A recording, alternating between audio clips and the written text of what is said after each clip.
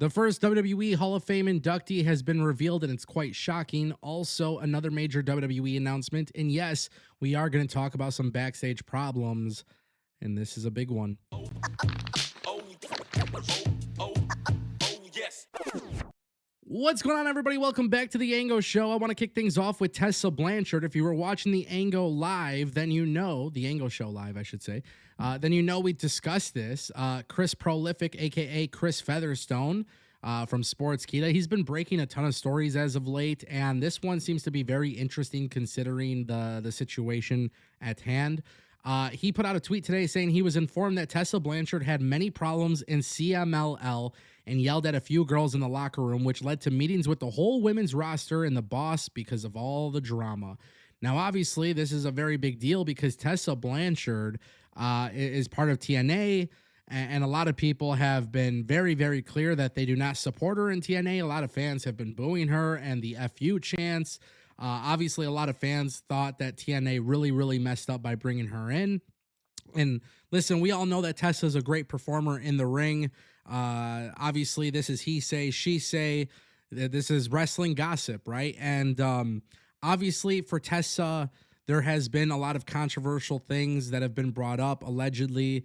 And just a lot of fans feel like they want an apology. They want to see that Tessa is remorseful for what has happened. I'm not jumping on this train of judging someone. I don't know her. I wasn't there for a lot of things.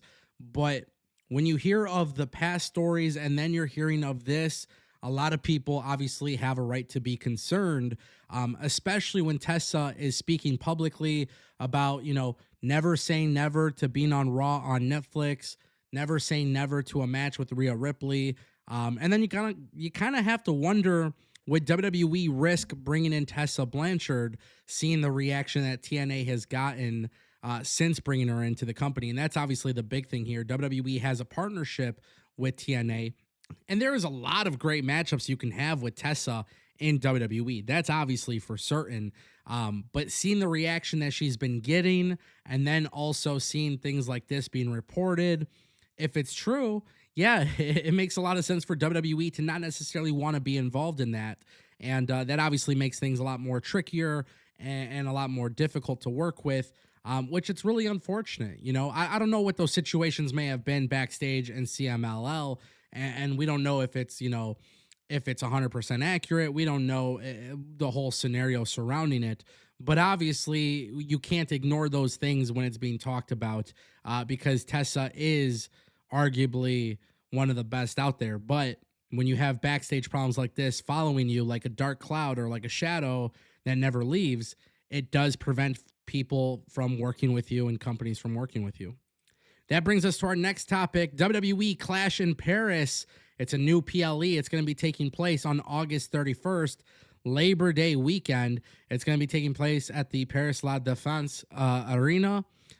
This is a really, really, really dope indoor venue. So many people have had concerts there. Basically seats over 40,000 people. WWE, last year they were on Lyon. I think that's how to pronounce it, Lyon or Lyon. Obviously, France was insane for WWE. So WWE is back. They're doing this. This is a 40K capacity plus venue.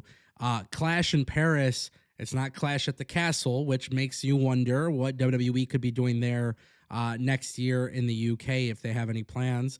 Whether it's Scotland or London or whatever. But WWE's announcement was officially made today, and they will be doing Raw on Netflix live as well in France. So you have to wonder what WWE's plan is there. But this is huge, right? WWE is able to do these big venues. WWE is having a very easy time selling out big venues, and internationally, WWE is finding a lot of success. So for me personally, as a fan, I go back to watching that AJ Styles introduction last year in France and seeing that reaction for AJ Styles and how crazy that crowd was.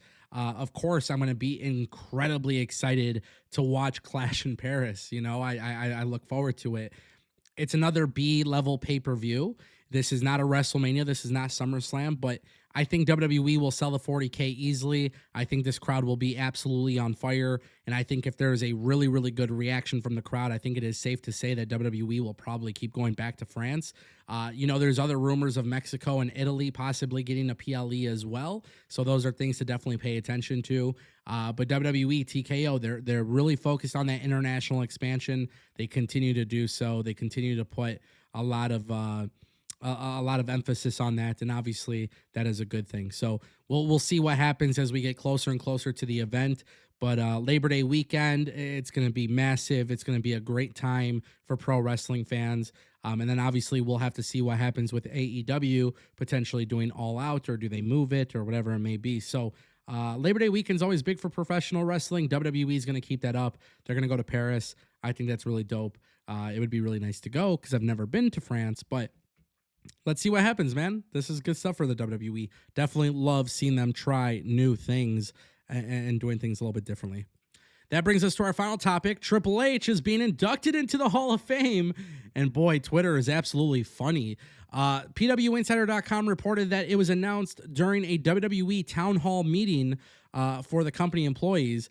Stephanie McMahon, The Undertaker, Shawn Michaels actually surprised Triple H with this announcement.